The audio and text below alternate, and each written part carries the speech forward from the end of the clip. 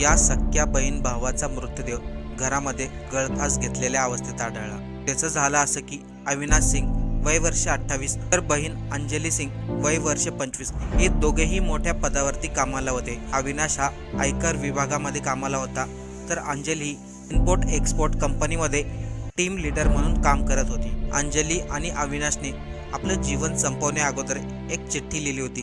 त्या चिठ्ठीमध्ये लिहिलं होतं, वडिलांनी आमच्या मृतदेहाला हात लावू नये, त्यांना आमच्यावरती कोणता अधिकार नाही। माझे वडील रघुवीर सिंग आणि सावत्राई रितू या दोघांनी आम्हाला कधी सख्या मुलांसारखं जपलंच नाही। आमचा संपूर्ण सांभाळ आमच्या मावशीने केला। भाऊ अविनाशला मोठी सरकारी नोकरी लागली आणि मलाही चांगल्या कंपनीत काम लागलं, तरी देखील वडील आणि सावत्राई रितू हे दोघंही नेहमी आमचा वारंवार मानसिक छळ करत होते। त्यांच्या या त्रासाला कंटाळून आम्ही दोघांनी आपलं जीवन संपवलं आहे, असं अंजलीने चिठ्ठीमध्ये लिहिलं होतं।